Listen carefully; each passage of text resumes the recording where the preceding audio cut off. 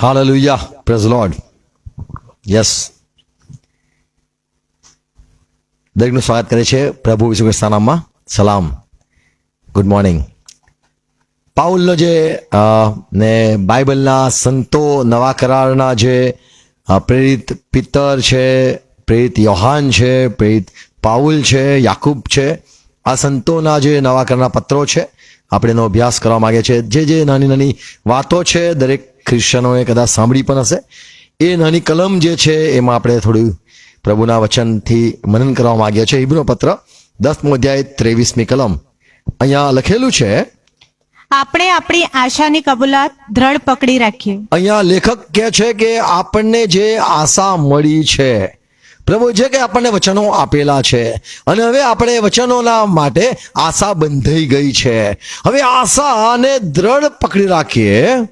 કેમ કે જેણે વચન આપ્યું, કેમ દ્રઢ પકડી રાખીએ? કેમ કે જેને વચન આપેલું છે, પ્રોમિસ કરી છે, તે વિશ્વાસ યોગ્ય તે છે. તો વિશ્વાસ યોગ્ય છે. આપણને નિરાશ થવા નહીં દે, એ આપણી આશાને પૂર્ણ કરશે. એટલા માટે આપણી જે આશા છે એને દ્રઢ પકડી રાખીએ. તો આ સેવક જે કહેવા માંગે છે આપણે એનો અભ્યાસ કરી આવો, પ્રાર્થના કરીએ. પિતા, અમે પ્રભુ ઈસુ ખ્રિસ્તના નામમાં નમીએ છીએ, આભાર માનીએ છીએ આ સંગત માટે, આજના દિવસ માટે, તમારા વચનો માટે પ્રાર્થના કરીએ છીએ. પ્રભુ, આ તમારા સેવકોએ જે પવિત્ર આત્માથી જે લખ્યું છે અને પવિત્ર આત્મા તમારી સહાય અમે માગીએ છીએ. આ વાતોને સમજવા માટે સહાય કરો. સાંભળતા કાન, સમજુક મન, દેખતી આંખો આપો. તમારા પવિત્ર બી અમારા હૃદયમાં વાવો. તમે ઈચ્છો છો એવા અમને બનાવો અને જે સત્ય છે એને વળગી રહેવા માંગીએ છીએ, જે સાચું છે એ શોધવા માંગીએ છીએ, જાણવા માંગીએ છીએ અને પામવા માંગીએ છીએ. અને જે આત્મા સંતોને દોરતો તો એ જ આત્મા અમને પણ દોરે.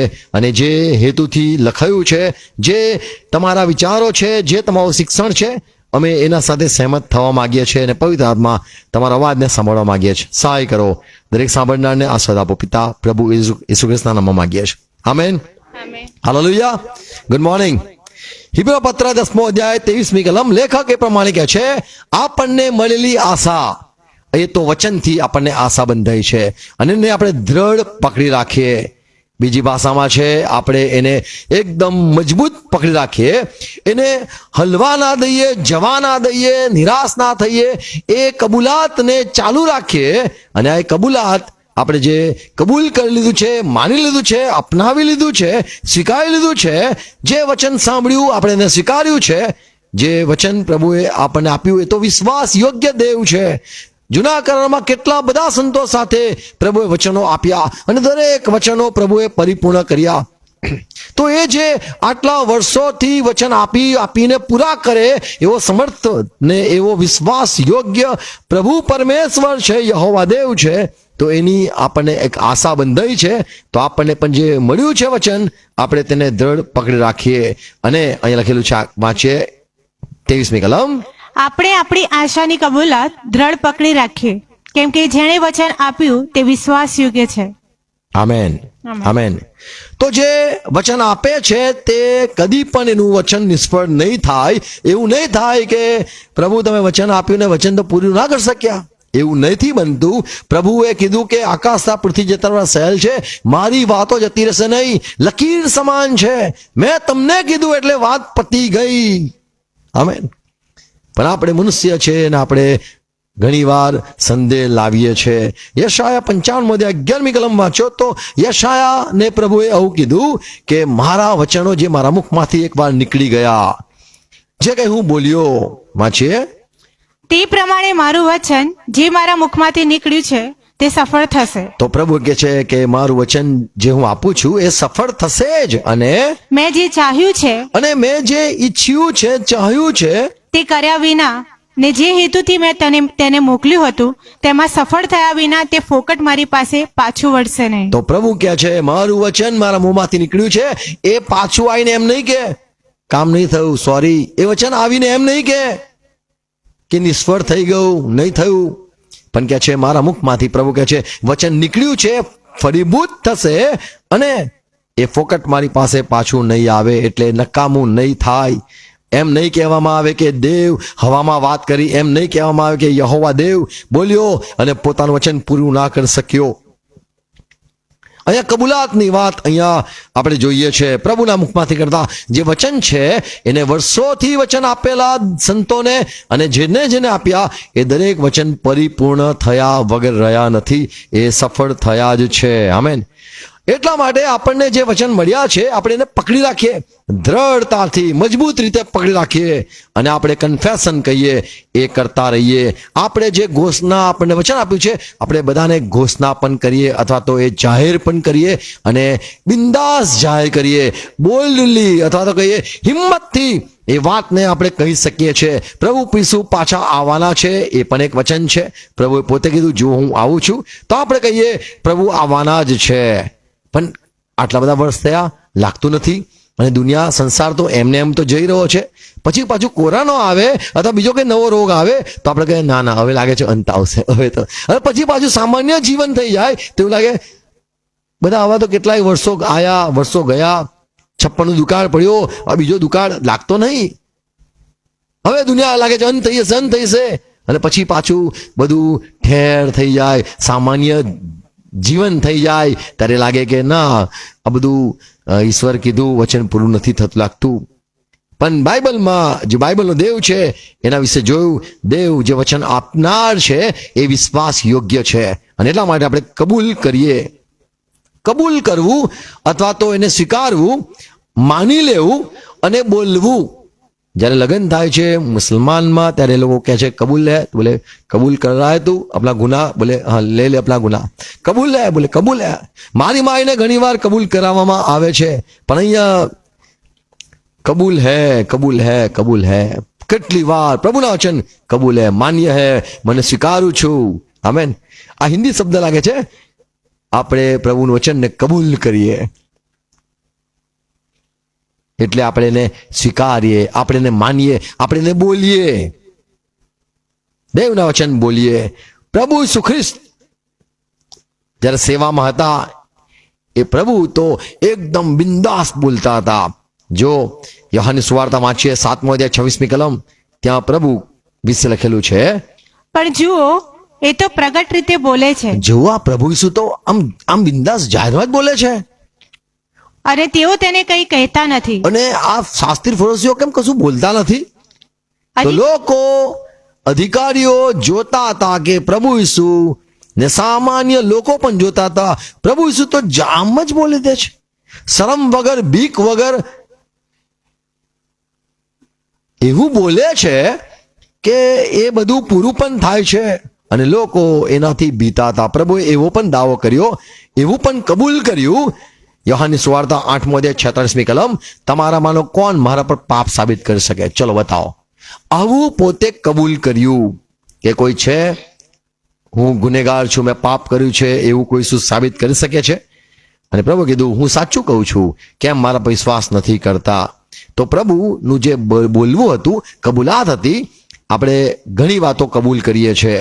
માની લો આપણે કદાચ ગુનો કર્યો હોય, આપણાથી નુકસાન થયું હોય તો આપણને બીક લાગે છે, કબૂલ કરતા શરમ આવે છે, આપણા ગુનાઓને માનવા, આપણા ભૂલોને સ્વીકારવું આપણને તકલીફ પડે છે અને આપણે સ્વીકારતા નથી. સારી સારી વાતો આપણે સ્વીકારીએ છીએ. કેટલા માર્ક્સ આપણે તો 90, તો બધી જગ્યાએ કહીશું 90 35 આવ્યા તો આપણે કહીએ કબૂલ કરીએ તો કે કેટલા આવ્યા? હવે બહુ પૂછપૂછ ના કર, આપણે સંતાડીએ છીએ, કબૂલ નથી કરતા. નપાસ થયા એ તો કબૂલ નથી થતું, પાસ થઈએ તો બધાને પેડા વેચવા જઈએ, નાપાસ થઈએ તો દરવાજો બંધ કરીને, સવારથી એક ભાઈ હતા દરવાજો બંધ કરીને બેસેલા, ફોન પર ફોન કર્યો, અમદાવાદથી ફોન આવે કે જો ભાઈ અંદર શું કરે છે? તો એવું લાગ્યું કે પોલીસને બોલાવવા પડશે કારણ કે દરવાજો ખોલતો નહીં, કે શું થઈ ગયું, સુસાઇડ કર્યું કે શું, એવું થઈ ગયું. ગભરાઈ ગયેલા બધા. અને મારા ભાઈઓ ગયા અને કે ફોન તો ઉપાડ્યો કે ઊંઘી ગયેલો. જો માણસો કેવા હોય છે,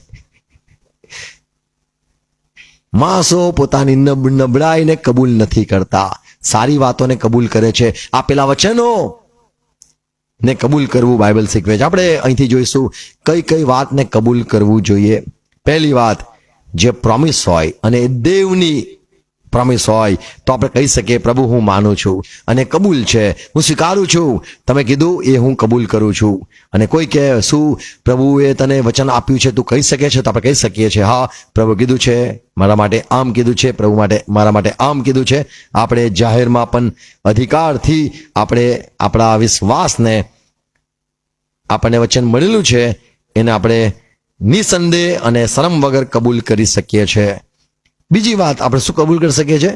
આપણો જે અનુભવ હોય, અંગત અનુભવ હોય અથવા તો આપણી પોતાના જીવનની એક સાક્ષી હોય એ પણ આપણે જાહેરમાં બધાના વચ્ચે કહી શકીએ છીએ, કબૂલ કરી શકીએ છીએ.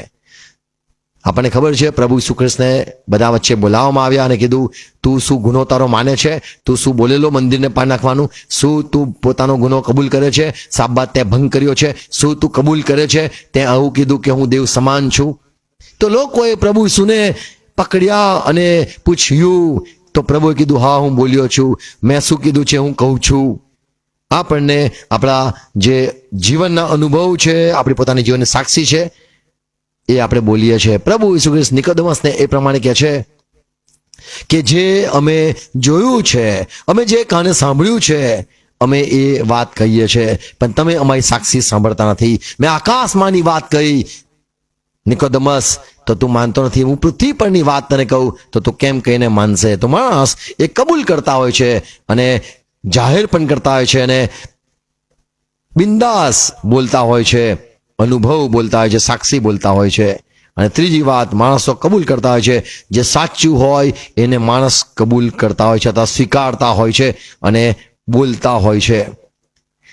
ઘણા લોકો કહેતા હોય છે કે અહીંયા જે વાત હિબ્રો પત્ર 10:23 લખેલું છે, લોકો આ વચનને લઈને એવી રીતે બોલે છે કે તમે જે બોલશો, તમે જે કબૂલ કરશો એ તમે પ્રાપ્ત કરશો. તમે જે કબૂલ કર્યું છે તમે પકડી રાખવાનું છે. પ્રભુએ જો તમને કીધું હોય, વચન આપ્યું છે જે વિશ્વાસ કરશે તેને અનંત જીવન મળશે, તો આપણે કહીએ મને તો અનંત જીવન મને નથી લાગતું મળશે. તો લોકો કહેતા હોય છે ના એવું ના બોલ, એવું ના બોલ, તને અનંત જીવન મળશે એવું બોલ, એવું બોલ, પોઝિટિવ વિચાર, પોઝિટિવ બોલ. માદો પડવું લાગે છે, ના ના ના એવું ના બોલ, એવું ના બોલ, એવું બોલ હું સાજો થઈ જઈશ, હું સાજો થઈ જઈશ, એવું બોલ. તો લોકો કબૂલ કરાવે છે. જીભ લખેલું છે નીતિ વચન 18:21 કલમ, મરણ અને જીવન જીભની સત્તામાં છે. તમે મરણ બોલશો તો મરી જશો, તમે સારું બોલશો તો સારું થશે, સાજા થશો એવું બોલશો તો સારા થશો. આ એક ફિલોસોફી અથવા તો આ એક વૈજ્ઞાનિક મનુષ્ય જે છે એ આ પ્રમાણે માને છે કે તમે જે બોલો છો એ પ્રમાણે થાય છે. પણ તો આપણે એવું નહીં બોલવું. દુનિયાના લોકો એવું શીખવે છે, એવું નહીં બોલવું. ઘણા લોકો કહેતા છે મરીએ તો સારું, પણ જોજો એ અંત સુધી હારી જીવતી હશે. અમુક લોકો દાદીમાં હોય છે મરીએ તો સારું, પણ સારું એ જ હેરાન કર્યા કરે. સાસુ વહુનું કદાચ જો દુનિયામાં તમે જો એન્ડ સુધી એ સાસુ અડગ જ રહે અને આપણે ઘરે જવું કરે છે, જતા જ નહીં. મરણ ને જીવન જીવની સત્તામાં છે. એ જે વાત લખી છે એને લઈને લોકો હિબ્રો પત્ર 10:23 લઈને વાત કરે છે કે આપણે કબૂલ કરવું જોઈએ, આપણે સારું કબૂલ કરવું જોઈએ, આપણે જીવન કબૂલ કરવું જોઈએ, મરણ કબૂલ નહીં કરવાનું. એક માણસ હતો બાઇબલમાં, એને કીધું હે જીવ ખા પી આનંદ કર. કબૂલ કર્યું, મારા માટે અધક પૈસા છે, હું હવે એમ મારા જીવને કહીશ ખા પી આનંદ કર. મારા માટે 7 પેઢીઓ સુધી ખાશે એટલું બધું અનાજ સંગ્રહ કરેલું છે, હવે તો હું આરામથી ચેનથી જીવીશ. પણ એ જ રાતે અવાજ આવ્યો, એ બોલતો હતો હું જોને હવે આમ કરીશ. હું બોલ કરતો હતો, કન્ફેશન જે લોકો કહે છે કબૂલાત કર્યા કરતો હતો. હું હવે આમ કરીશ, પૈસાનો આમ કરીશ, આ ઇન્વેસ્ટમેન્ટ તે ઇન્વેસ્ટમેન્ટ, એમ વિચારતો હતો, બોલતો હતો, પોઝિટિવ બોલતો હતો.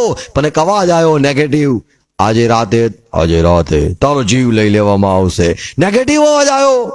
આ બોલતો તો પોઝિટિવ.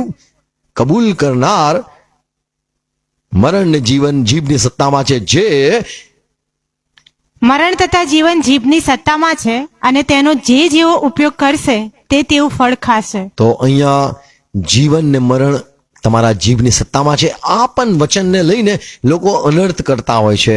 સમજણ વગર એના વિશે મનન કર્યા વગર, અભ્યાસ કર્યા વગર બસ એ વચન યાદ છે અને બોલતા હોય છે કે ભાઈ આપણે બોલવાનું છે, આપણે પોઝિટિવ બોલવાનું છે, પ્રભુ પૂરું પાડશે એવું બોલવાનું છે, પ્રભુ આપણે સહાય કરશે એવું બોલવાનું છે, આપણે જીવીશું એવું બોલવાનું છે. આ બધું સારું છે, બોલવું સારું છે, પણ હકીકત જે છે પ્રભુએ વાત કરી હોય, વચન આપ્યું હોય તો તમે કબૂલ કરી શકો છો. પણ તમને જે મનમાં લાગે છે એ તમારો કોન્ફિડન્સ હોઈ શકે. તો જે હિબ્રો પત્રમાં જે 10:23 જોયું કે આપણને મળેલી આશા, વચનથી આશા મળી છે અને એને આપણે દ્રઢ પકડી રાખીએ, કેમ કે જેને વચન આપ્યું છે તે વિશ્વાસ યોગ્ય છે. કબૂલ કરીએ. તો શું કબૂલ કરીએ એ આજે જરા જોવા માંગીએ છીએ. આપણે શું કબૂલ કરવાનું? મરણ ને જીવન એ ખરેખર જીભની સત્તામાં છે, પણ એ સેવક હોય તો જ એની જીભની સત્તામાં હોય. સેવક હોવો જરૂરનો છે. સેવક ના હોય તો એ ગમે તે બોલે, એ પ્રમાણે એના બોલવા પ્રમાણે દુનિયા બનતી નથી અથવા થતું નથી. એના કહેવા પ્રમાણે ઘટનાઓ ઘટતી નથી. પણ એલિયા વિશે જો જુઓ, પહેલો રાજા 17:23 કલમ, એલિયા જ્યારે વિધવાના ઘરે રહે છે અને વિધવા જોઈ લીધું, જાણી લીધું કે ખરેખર આ માણસ ઈશ્વરનો સેવક છે, ભક્ત છે, અને એવું કે છે. અને એલિયા છોકરાને લઈને માળ પરની ઓળીમાંથી નીચે ઘરમાં લાવ્યો ને એને એની માને સોંપ્યો. અને એલિયાએ કહ્યું કે જો તારો છોકરો જીવતો છે. 24 કલમ, તે સ્ત્રીએ એલિયાને કહ્યું કે હવે હું જાણું છું કે તું ઈશ્વર ભક્ત છે હવે મને ખબર પડી ગઈ તું ઈશ્વર ભક્ત છે ને તારા મુખમાં અને તારી જીભમાં, તારા મોંમાં યહોવાનું જે વચન છે, યહોવાનું વચન જે છે તે સત્ય છે. તે સત્ય છે. આમેન. બોલો છો એ સત્ય નથી હોતું. જે સત્ય છે ઈશ્વરનું વચન, એ બોલો છો એ સત્ય છે. આમેન. આપણે બોલીએ એ સત્ય નથી, પણ પ્રભુ બોલાવે, પ્રભુનું વચન આવે એ સત્ય છે. કેમ કે આપણે આપણા શબ્દ નથી બોલતા, આપણે પ્રભુના વચનને બોલીએ છીએ. આમેન. તો પ્રભુ જો એમ કે આજે પારદેશમાં હોઈશ તો એ પ્રભુ કીધું તો આપણે આમેન કહીએ. અને આપણે કહીએ ના હું નથી માનતો, હું કઈ પારદેશમાં લાયક નથી, હું તો મરતો ચોર છું, હું ના જઈ શકું સ્વર્ગમાં. પણ પ્રભુ બોલે એ વસ્તુ શક્ય છે ને એ વસ્તુ થાય છે. તો પ્રભુના સેવકના મોંમાં મરણને જીવન છે અને જે એને પ્રમાણે બોલે છે એ પ્રમાણે થાય છે. પણ હિબ્રુ 13:6 ત્યાં લખેલું છે હું બોલીશ. લેખક એવું કહે છે હું હિંમતથી બોલીશ, હું ગભરાયા વગર બોલીશ. પ્રભુ મારી સાથે છે, પ્રભુ મારો બચાવનાર છે. 6 કલમ, તો આપણે ખાતરીપૂર્વક કહી શકીએ છીએ કે બોલી શકીએ છે. શું બોલી શકીએ છે? પ્રભુ મને સહાય કરનાર છે, હું બીહીશ નહીં. આમેન. માસ મને શું કરનાર છે, હું બીસ નહીં. આમેન. ખાતરીપૂર્વક, હિંમતપૂર્વક બોલી શકીએ છે. તો જ્યારે વચન આવે છે હું તને મૂકી દઈશ ને તજીશ નહીં, પ્રભુએ જો એવું સંભળાવ્યું છે તમને, જેમ સમુએલ પાસે વચન આવ્યું, સમુએલ આપણી પાસે પ્રત્યક્ષ જો વચન આવ્યું હોય તો આપણે કબૂલ કરી શકીએ છે. આમેન. આપણે બધા વચનો પ્રભુના આપણા માટે છે. હા, આમેન. પણ જ્યારે વચનની વાત આવે છે, કબૂલાતની વાત આવે છે, પ્રભુએ જે કીધું છે, આપણી સાથે વાત કરી છે, તો આપણે દ્રઢતાથી કહી શકીએ છીએ પ્રભુએ મને કીધું છે, હું મૂકી દઈશ નહીં, તજીશ નહીં. અને આપણે હિંમતથી કહી શકીએ છીએ માસ મને શું કરનાર છે. આપણે શું કબૂલ કરીએ છીએ? આપણે વિશ્વાસ કબૂલ કરીએ છીએ. આપણે વિશ્વાસને કબૂલ કરીએ છીએ. આપણને જે લાગે છે એ આપણે માની લઈએ છીએ. આપણને જે લાગે છે એ આપણે બોલી પણ બતાવીએ છીએ. યોહાન સુવાર્તા 11મો અધ્યાય તેની 4 કલમ, લાજરસ, માર્થા, મરિયમ આ કુટુંબમાં પ્રભુ નિત્ય મુલાકાત લેતા હતા. પણ જ્યારે પ્રભુને ખબર પડી કે લાજરસ માદો છે અને મરણ પથારીએ છે, ત્યારે પ્રભુએ કીધું કે આ માદો છે તો દેવના મહિમાના માટે જ માદો છે. આ એટલા માટે માદો પડ્યો છે કે દેવનો મહિમા થાય. માદો થાય, સારો થઈ જાય એવું નહીં, પણ આ મરી જાય ને તો બહુ જ મોટો મહિમા થશે. આ માદો એટલા માટે પડેલો છે કે ધીરે ધીરે મરી જાય અને દેવનો મહિમા થાય. 4 કલમ, પણ પ્રભુ ઈસુએ એ સાંભળીને કહ્યું કે જેથી મરણ થાય એવો આ મંદવાળ નથી, પણ તે તો દેવના મહિમાને અર્થે છે આ તો દેવના મહિમા માટે માદો પડેલો છે. કે તેથી દેવના દીકરાનો મહિમા થાય. અને આગળ લખેલું છે 5મી કલમમાં, હવે માર્થા તથા તેની બહેન તથા લાજરસ ઉપર પ્રભુ ઈસુ પ્રેમ રાખતો તો હતો. અહીંયા સાફ વાત લખી છે, પ્રભુ પ્રેમ કરતા હતા લાજરસ પર, માર્થા મરિયમ પર પ્રેમ કરતા હતા. પ્રભુ જ્યાં સાંભળ્યું, બહેનોએ કીધું, ભાઈ, અમારો ભાઈ, તમારો મિત્ર પ્રભુ એ માદો છે, તો પ્રભુ ઈસુ ખ્રિસ્ત ત્યાં જ રહ્યા, 4 દિવસ સુધી ત્યાં જ રહ્યા, અને પછી આવે છે અને ત્યાં પ્રભુ એ લાજરસને ઉઠાડે છે.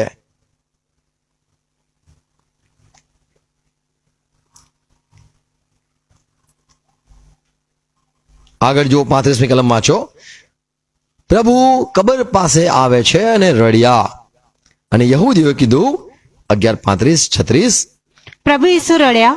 એ જોઈને યહૂદીઓએ કહ્યું કે જો તે તેના પર કેટલો બધો પ્રેમ રાખતો હતો. લોકોએ કીધું કેટલો બધો પ્રેમ આ પ્રભુ ઈસુ એના પર કરતા હતા, લાજરસ પર.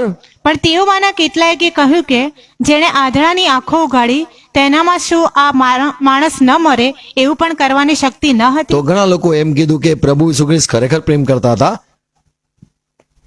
બીજા બધાને તો સાજાપણું આપ્યું, તો શું આ માણસ જે બધાને સાજા કરતા હતા, આંધળા દેખતા કરતા હતા, એનામાં એવી શક્તિ નથી કે તે આ લાજરસને ના મરે એવું કંઈ કરી શકે? 35મી કલમ, તેથી પ્રભુ ઈસુ ફરીથી નિસાસો મૂકીને ફરીથી પ્રભુ ઈસુ દુઃખી થયા લોકોને જોઈને, કબર આગળ આવ્યા. કબર પાસે આવે છે, તે તો ગુફા હતી અને આ કબર તો ગુફા હતી. અને તેના પર એક પથ્થર મૂકેલો હતો. આગળ પ્રભુ ઈસુ કહે છે કે પથ્થરને ખસેડો. માર્થા કે છે, મરનારની બહેન માર્થા તેને કહે છે કે પ્રભુ હવે તે તો ગંધાતો હશે, કેમ કે આજ તેને 4 દાડા થયા. પ્રભુ કીધું પથ્થર ખસેડો, અને માર્થા કે છે, પ્રભુ હવે તો બધું કોવાણ સડી ગયું હશે. 40મી કલમ, પ્રભુ ઈસુ તેને કહે છે કે જો તું વિશ્વાસ કરશે તો તું દેવનો મહિમા જોશે, એવું મેં તને નથી કહ્યું? જો તું વિશ્વાસ કરશે તો દેવનો મહિમા જોશે, એવું નતું મેં કીધું? મેં તને વચન આપેલું કે તું દેવનો મહિમા જોશે. 41મી કલમ, ત્યારે તેઓએ પથ્થર ખસેડ્યો, અને પ્રભુ ઈસુએ આંખો ઊંચી કરીને કહ્યું, હે બાપ, તે મારું સાંભળ્યું છે, માટે હું તારો આભાર માનું છું. હવે અહીંયા પ્રભુ ઈસુ ખ્રિસ્ત કંઈક કબૂલ કરે છે. શું કબૂલ કરે છે? બાપ, તારો આભાર માનું છું, તું મારું સાંભળે છે. આગળ, અને તું મારું નિત્ય સાંભળે છે અને તું મારું હંમેશા સાંભળે છે, એ હું જાણતો હતો. એ મને ખબર છે, મને ખબર જ છે. પણ જે લોકો આસપાસ ઉભા રહેલા પણ આ છે આસપાસ જે અવિશ્વાસ કરનારા લોકો છે, તેઓ વિશ્વાસ કરે કે તે મને મોકલ્યો છે, માટે તેઓને લીધે મેં એ કહ્યું. તો આ બધા લોકો વિશ્વાસ કરે માટે હું કબૂલ કરું છું, બોલું છું. તો પ્રભુ અહીંયા કબર પાસે આવીને કન્ફેશન ચાલુ કરે છે, બોલવાનું ચાલુ કરે છે કે આ બધા જાણે કે તે મને મોકલ્યો છે, આ બધા જાણે કે તે મને કીધું કે 4 દિવસ સુધી રહે. લોકો જાણે કે આ ઈસુ જે લાજરસ પર, માર્થા મરિયમ પર પ્રેમ કરે છે, એ શક્તિમાન છે લાજરસને જીવતો કરવા માટે, અને આ લોકો જાણે કે તે મને મોકલ્યો છે. 44, 44, 43, 43મી કલમ. એમ બોલ્યા પછી તેણે ઊંચી સ્વરે પુકાર્યું કે લાજરસ બહાર આવ. લાજરસ બહાર આવ. એ પ્રમાણે પ્રભુએ લાજરસ જીવતો હોય, સાંભળતો હોય એ પ્રમાણે બૂમ પાડી. ત્યારે જે મરી ગયેલો હતો તે કફનથી હાથે ને પગે વીંટાયેલો બહાર આવ્યો, અને તેના મોં પર રૂમાલ બાંધેલો હતો. પ્રભુ ઈસુએ તેઓને કહ્યું, એના બંધન છોડી નાખો અને તેને જવા દો. આથી જે યહૂદીઓ મરિયમની પાસે આવ્યા હતા અને તેણે જે કર્યું હતું તે જોયું હતું, તેઓમાંના ઘણાએ તેના પર વિશ્વાસ કર્યો. Amen, amen. તો પ્રભુ ઈસુ ખ્રિસ્તની જે કબૂલાત છે, કન્ફેશન, કબૂલાત, બોલવું, પ્રભુનું બોલવું જે છે એ વિશ્વાસનું બોલવું છે. વિશ્વાસથી પ્રભુએ આ પ્રમાણે કીધું કે આ લાજરસ દેવનો મહિમા થાય માટે મરવો જરૂરનો છે. અને માર્થાને કહે છે, તારો ભાઈ જીવતો થશે, મેં તને કીધું દેવનો મહિમા તું જોશે, વિશ્વાસ રાખ. અને પ્રભુએ જાહેર કબૂલાત કરી કે લાજરસ બહાર આવ, અને તરત જ લાજરસ બહાર આવ્યો. આમેન. કબૂલાત જોઈએ છે, વિશ્વાસની કબૂલાત. એક વચનની કબૂલાત પ્રભુએ કીધું હોય અને તમે એ કહો છો હા હા હા હા પ્રભુ હા મેં કીધું છે તમે હું વિશ્વાસ કરું છું હું વિશ્વાસ કરું છું હું વિશ્વાસ કરું છું એ પ્રમાણે કબૂલાત. બીજું તમને જે વિશ્વાસ છે એ તમારો કોન્ફિડન્સ નહીં પણ પવિત્ર આત્માથી તમારા હૃદયમાં જે વિશ્વાસ છે કે આવું થશે જ, આવું જ બનશે, આવું જ ઈશ્વર ઈચ્છે છે. તમારા સાથે ઈશ્વરે વાત નથી કરી કે તમે ઈશ્વરનો અવાજ નથી સાંભળ્યો, પણ તમે તમારા અંતકરણમાં પવિત્ર આત્મા દ્વારા દેવના વિચાર તમને પણ પ્રગટ થયા કે દેવ હવે આવું કરવાના છે, દેવ હવે આવું કરવાના છે. ત્યારે તમે એ વિશ્વાસથી પહેલા જ કહી દો છો કે દેવ આવું કરશે. આમેન. જો તમે જો જૂના કરારમાં દાઉદ અને ગોલિયાતની એ વાત છે. ગોલિયાત એમ કહેવાય છે 13 ફૂટ ઊંચો માણસ હતો, કદાવર માણસ હતો, જુવાનીથી એ લડવૈયો હતો. પહેલો સમુએલ 17:23 કલમ. અને ઇઝરાયલની આગળ આવીને એમ કે છે, ફલિસ્તીનો માણસ એમ કે છે, ઓ લોકો તમારામાંથી એક માણસને ચૂંટીને મારી સામે લડવા મોકલો અને જો એ મને હરાઈ શકે તો અમે બધા ફલિસ્તીઓ તમારા ગુલામ થઈ જઈશું અને જો તમારો જીતી જશે તો અમે બધા તમારા શરણે આવી જઈશું. 23મી કલમ પહેલો સમુએલ 17:23. તે તેઓની સાથે વાત કરતો હતો એટલામાં જુઓ ગોલિયાત નામે ગાતનો ફલિસ્તી યોદ્ધો ફલિસ્તીઓના સૈન્યમાંથી નીકળીને આગળના જેવા શબ્દો બોલવા લાગ્યો. પહેલા જેવું બોલતો તો ખીણમાં આવીને લલકારતો તો અને દાઉદે સાંભળ્યું. 24મી કલમ. અને ઇઝરાયેલના સર્વ માણસો તે માણસને જોઈને તેની આગળથી નાઠા ને ઘણા બીધા. બધા લોકો ગભરાઈ ગયા. આ રાક્ષસથી જન્મેલો રાક્ષસ જેવો અને કોણ હરાવી શકે. 25મી કલમ. અને ઇઝરાયેલના માણસોએ કહ્યું કે આ જે માણસ આગળ આવ્યો છે તેને તમે જોયો કે નક્કી ઇઝરાયેલનો તિરસ્કાર કરવાને તે આગળ આવ્યો છે અને એમ થશે કે જે માણસ એને મારી નાખશે તેને રાજા ઘણું દ્રવ્ય તો આપી. લોકો દોડીને એકઠા થયા અને કીધું કે આ રાજા બી ગભરાઈ ગયો છે, સાઉલ રાજા, અને એવું કીધું છે અને એમ થશે કે જે માણસ એને મારી નાખશે તેને રાજા ઘણું દ્રવ્ય આપીને ધનવાન કરશે ને પોતાની દીકરી તેને પરણાવશે ને તો તેના અહીંયા તો લોટરી પર લોટરીની વાત કરી કે જે જીતશે એને છોકરી પણ મળશે, જીતશે રાજા એને એનું અડધું નગર આપશે અને રાજા એના ધનમાંથી પણ એને આપશે. હવે ગોલિયા દાઉદ જે છે દીકરો એ સાંભળતો હતો અને દાઉદે કીધું. 26મી કલમ. અને દાઉદે પાસે ઉભેલા માણસોને પૂછ્યું કે જે માણસ આ ફલિસ્તીને મારી નાખે ને ઇઝરાયેલનું મેણું દૂર કરે તેને શું મળશે?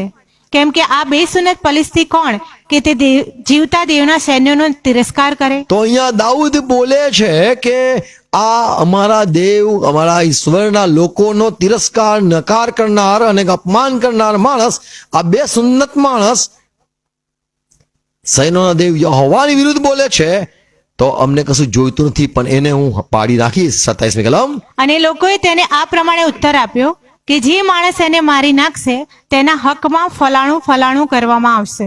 પછી અને તેના વડાભાઈ અલિયાબે તેને એ વાત 42 માફ કરો 42 આગળ વાંચીએ. હવે દાઉદ ફલિસ્તી ગોલિયાતની આગળ ઊભો રહી ગયો. અને તે ફલિસ્તી ચાલતો ચાલતો દાઉદ પાસે આવ્યો અને ઢાલ ઉચકના માણસ તેની આગળ ચાલતો હતો. તે ફલિસ્તી આમ તેમ જોતા દાઉદને જોયો ત્યારે તેણે તેનો તિરસ્કાર કર્યો કેમ કે તે છેક જુવાન હતો ને લાલ ચોળ તથા સુંદર ચહેરાનો હતો. તો આ દાઉદને જોઈને હસવું આવે છે કે તું બેટા તું કઈ અહીંયા આવ્યો છે, તું જા ઘરે જા ભાઈ ઘરે જા.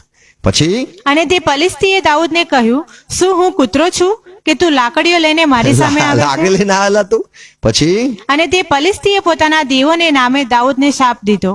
અને બાબા એમના જે દેવ હતા એમનું નામ લઈને કીધું. અને તે ફલિસ્તીએ દાઉદને કહ્યું તું મારી પાસે આવ એટલે હું તારું માંસ વાયુચર પક્ષીઓને તથા વનચર પશુઓને આપું. ત્યારે દાઉદે તે ફલિસ્તીને કહ્યું. દાઉદ હવે કબૂલાત કરે છે, અહીં સુધી આવી ગયો છે. હવે એનું કન્ફેશન એને વચન નથી મળ્યું પણ વિશ્વાસથી બોલી રહ્યો છે.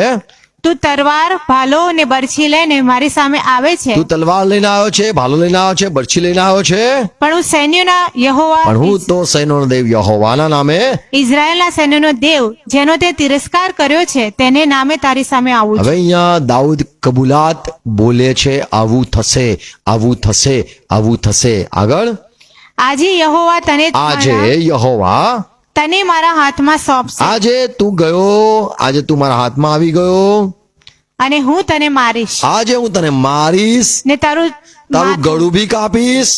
માથું તારા ધડથી જુદું કરીશ. આજે એ બી થઈ જશે. અને આજે ફલિસ્તીઓના સૈન્યના મુર્દા હું વાયુચર પક્ષીઓને અને બધાને ભગાવીશ ને બધાને મારીશ, વાયુચર પક્ષીઓને આપીશ. તથા પૃથ્વી પરના રાની પશુઓને આપીશ. તો આવી રીતે આ પોતે કબૂલ કરે છે કે આજે આમ થશે, આજે ગોલિયાત તું પડી જશે, આજે ગોલિયાત તારું માથું કાપી નાખીશ. અમે બી પહેલા જ્યારે જતા હતા દુષ્ટ આત્મા સામે લડવા માટે ત્યારે બોલતા હતા, આજે તું ગયો બરાબર, આજે તારે નાસવાનું છે, સાંભળ્યું, એમ કહીને અમે પહેલા બોલતા હતા. કબૂલાત કરવું વચન, બીજું વિશ્વાસ કબૂલ કરવું. જે પવિત્ર આત્મા તમારા અંતકરણમાં મૂકે છે તમે કબૂલ કરો. દાઉદ નાનો, એને જ્યારે ખબર પડી કે અમારા દેવની નિંદા કરનાર કોઈ ઊભું થયું છે ત્યારે એ દાઉદ ને બડો વધારે ગુસ્સો આવ્યો અને એ ફલિસ્તી લોકોનો ગોલિયાત જે મોટો માણસ હતો, યોદ્ધો હતો, એની સામે પ્રમાણે કહે છે 47 47મી કલમ. હા, વળી આ સર્વ સમુદાય જાણે કે તરવારને હવે આ આખો સમુદાય જાણશે કે તરવારને બરછી વડે યહોવા બચાવ કરતો નથી. આમેન. તો અહીંયા જે દાઉદ છે એ દ્રઢતાથી કબૂલ શું કરી રહ્યો છે? વચન નહીં પણ એનો વિશ્વાસ જાહેર કરે છે. Praise lord. Praise God.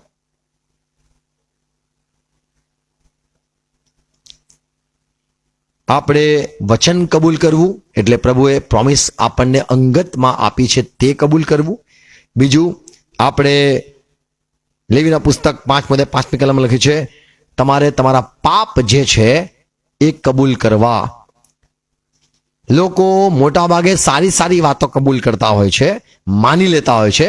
આપણે આપણા ગુનાઓ હોય, આપણી ભૂલો હોય એને પણ આપણે સ્વીકારતા શીખવું જોઈએ. આમેન. લેવી 5:5. અને જ્યારે તે તેઓમાંથી એક વિશે દોષિત ઠરે ત્યારે એમ થાય કે જે વિશે તેણે પાપ કર્યું હોય તે કબૂલ કરે. તો પાપ છે તો કબૂલ કરવું જરૂરનું છે. એટલા માટે યાકૂબના પત્રમાં પણ લખ્યું છે કે તમારે એકબીજાની આગળ તમારા પાપને કબૂલ કરવા. રોમન પત્ર 14મો અધ્યાય 11મી કલમ. ત્રીજી વાત, શું કબૂલ કરવું?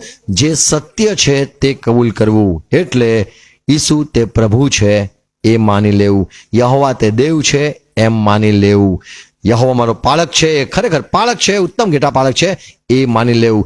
ઈશ્વરના દરેક વચન, ઈશ્વરે જે દાવા કર્યા છે કે હું માર્ગ સાથે જીવન છું, જો પ્રભુએ કીધું છે તો આપણે એ કબૂલ કરી લેવું, માની લેવું, એમાં સંદેહ ન લાવો, દ્રઢતાથી પકડી રાખવું. પ્રભુના દરેક દાવા, પ્રભુ કીધું જગતનો જળ હું છું, તો આપણે માની લીધું. એમ કહેવાય મેં કબૂલ કરી લીધું. પ્રભુ મને કોઈ સંદેહ નથી, તમે જગતનું અજવાળું છો, માની લીધું. પ્રભુ કીધું હું સહાય કરનાર યહોવા રાફા છું, પ્રભુ મેં સાંભળ્યું, મેં માની લીધું. હું કબૂલ કરું છું પ્રભુ, હું નકાર નથી કરતો, હું સ્વીકારી લઉં છું. રોમન પત્ર 14મો અધ્યાય 11મી કલમ. લખેલું છે કે પ્રભુ કહે છે કે મારા જીવના સમ કે દરેક ઘૂંટણ મારી આગળ વાંકો વળશે અને દરેક જીવ દેવની સ્તુતિ કરશે. આમેન. દરેક કબૂલ કરશે ઈસુ તે પ્રભુ છે. એ ફિલિપીના પત્રમાં લખેલું છે કે દરેક જીભ કબૂલ કરશે. 11મી કલમ. લખેલું છે કે પ્રભુ કહે છે કે મારા જીવના સમ કે દરેક ઘૂંટણ મારી આગળ વાંકો વળશે અને દરેક જીભ દેવની સ્તુતિ કરશે. ઓકે, કબૂલ કરશે. આ જરા બીજું ભાષાંતર છે, પણ હરેક જીભ કબૂલ કરશે. આમેન. તો આપણે કબૂલ આ શું કરવાનું છે? ઈસુ પ્રભુ છે. કબૂલ શું કરવાનું છે? પ્રભુ સાચો છે. પ્રભુ પોતે કેવો છે, બાઇબલ જેવું કે છે એ પ્રમાણે કબૂલ કરવું. પહેલો યોહાનનો પત્ર 4થો અધ્યાય તેની 15મી કલમ જો વાંચીએ તો ત્યાં લખેલું છે, જે કોઈ ઈસુ પ્રભુ દેવનો દીકરો છે એવું કબૂલ કરે છે, માની લે છે, તો દેવ તેનામાં વસે છે. આમેન. તો કબૂલાત એ ફક્ત વચન નહીં, આપણને આપેલા પ્રોમિસ એ જ નહીં, પણ જે આપણને આત્મામાં વિશ્વાસથી જે બોલીએ છે એ પણ કબૂલ કરવું. બીજો કોરિન્થી 4થો અધ્યાય 13મી કલમ. પાઉલ કહે છે એ જ આત્મા, એટલે દાઉદની વાત કરે છે, પણ અમારામાં એને એ જ વિશ્વાસનો આત્મા હોવાથી અમારામાં વિશ્વાસનો આત્મા છે. પછી મને વિશ્વાસ હતો અને માટે વિશ્વાસ હતો માટે હું બોલ્યો. એ બોલ્યો. તો જેમ દાઉદ કહે છે, ગોલિયાત હું બોલું, મને વિશ્વાસ છે આજે તું પડી જશે. હું બોલું, મને વિશ્વાસ છે આજે તારું ધડ તારા શરીરથી અલગ કરીશ. ગોલિયાત હું બોલું, આજે તારા શરીરને વાયુજ્ર પક્ષીને આપી દઈશ. એ પ્રમાણે જે વિશ્વાસ હતો તે બોલવું. કબૂલાત આપણે 3 શીખીએ છીએ. પહેલી કબૂલાત પ્રભુએ આપેલું વચન છે, એને નકાર ના કરીએ, એને સ્વીકારી લઈએ, એને માની લઈએ, સંદેહ ન લાવીએ. બીજું જે સત્ય છે, આપણે પાપી છે તો માની લઈએ, સાક્ષી થઈ છે, અનુભવ થયા છે, એ સત્ય જે છે એને સ્વીકારી લઈએ. અને ત્રીજું, વિશ્વાસની જે વાત નીકળે છે એ પણ આપણે દ્રઢતાથી પકડી રાખીએ. આમેન. જો પ્રભુએ આપણને વચન આપેલું છે, જો પ્રભુએ આપણી સાથે વાત કરી છે, અને જો આપણે સત્ય જાણીએ છીએ, આપણી ભૂલો આપણને ખબર પડે છે, આપણા અંતકરણમાં આપણે સાક્ષી બની છે, અનુભવ થયા છે, તો આ સત્ય છે, એને આપણે સ્વીકારી લઈએ. એમ ના કહીએ કે આ તો લાગે છે ખોટું બન્યું. અનુભવો આપણે પ્રભુમાં ચાલીએ છીએ તો ઘણા આપણને અનુભવ થાય છે. આપણા જીવનમાં સાક્ષીઓ પણ થાય છે. પ્રભુએ સાયાપણું આપ્યું હોય, પ્રભુ આપણને કોઈ વસ્તુ આપી હોય, પ્રભુએ આપણને એવા સારા આશીર્વાદ આપેલા હોય, આપણે કહીએ હું કાબિલ નહોતો, હું યોગ્ય નહોતો, તો પણ મને મળ્યું છે. તો આ એક હકીકત છે, આ એક સત્ય છે, એને પણ આપણે કબૂલ કરીએ. આમેન. પ્રભુના દરેક આશીર્વાદને આપણે માની લઈએ, આપણે અવિશ્વાસ ન કરીએ, કબૂલ કરીએ, દ્રઢતાથી કબૂલ કરીએ. આમેન. તો વચન કબૂલ કરીએ. પ્રભુએ આપણને પ્રત્યક્ષ જો વચન આપ્યું છે, એ આજે નથી મળ્યું પણ એ મળશે, તો એ કબૂલ કરીએ. આમેન. અને જો આપણા જીવનના અનુભવ છે, સત્ય છે, જેવા તો આપણા સાથે ઘટના બની છે, એ પણ આપણે માન્ય રાખીએ, સંદેહ ન લાવીએ કે આ તો એક ભ્રમ હતો. મારા જીવનમાં ઘણા અનુભવો થયા, બહુ બધા અનુભવો થયા. તો એ બધા અનુભવોને હું એમ નથી ગણતો કે એ તો એક તુક્કો હતો, એ તો એક ઘટના હતી, અથવા તો એ બનવા ખાતર બનેલું. પણ એ પ્રભુના એવા કામો ને હું નકારતો નથી. તો એ જે સાક્ષીઓ બની છે, આપણે ઇકરાર કરનાર થઈએ. આમેન. 1 તિમોથી 6 અધ્યાય 13મી કલમ, 1 તિમોથી 6:13. પાઉલ કે છે, તિમોથી હું તને જે દેવ સગડાને સજીવન કરે છે, માફ કરો, 1 તિમોથી 6:13.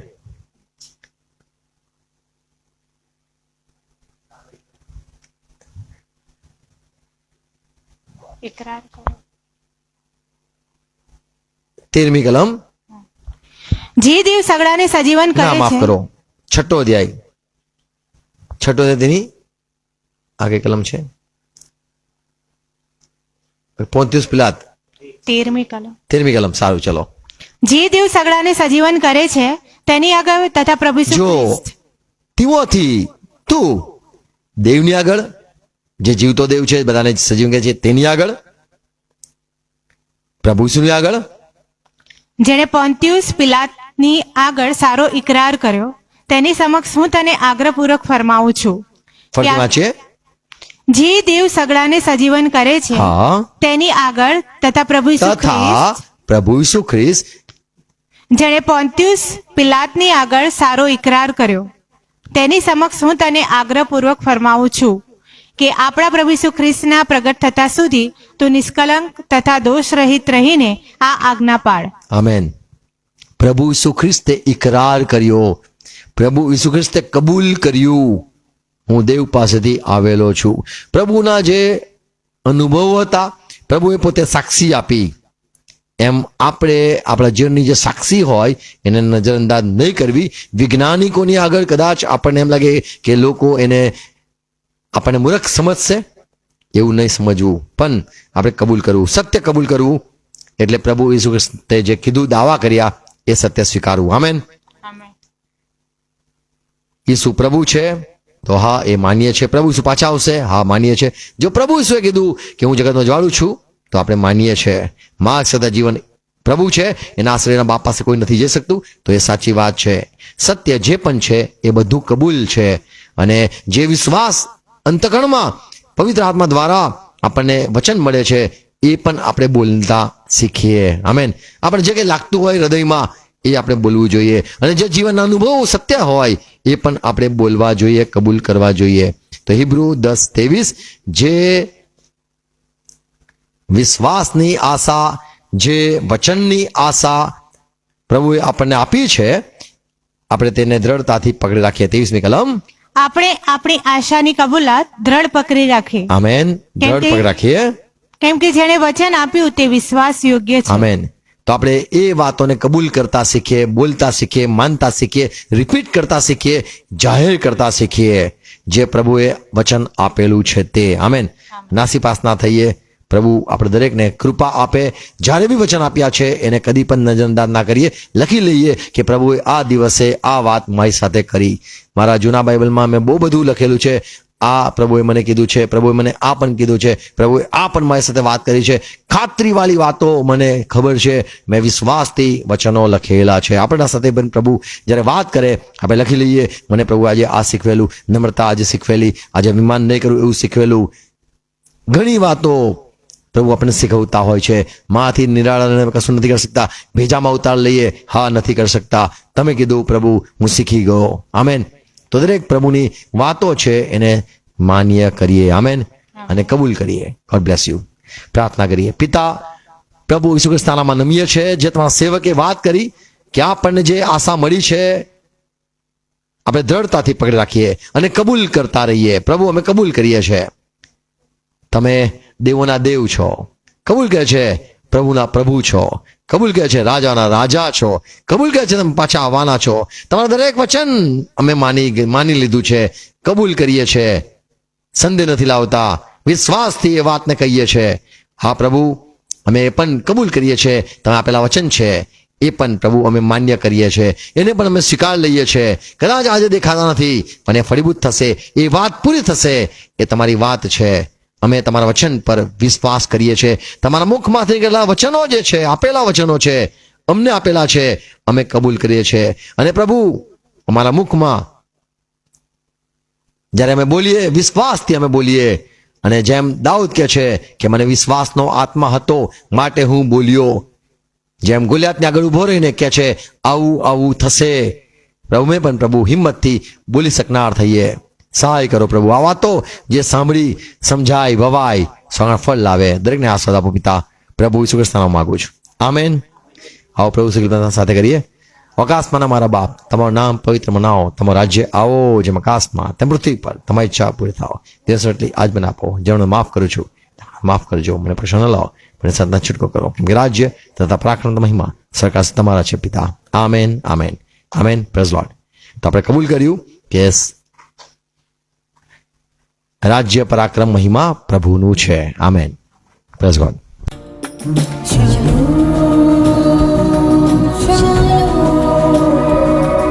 Shalom.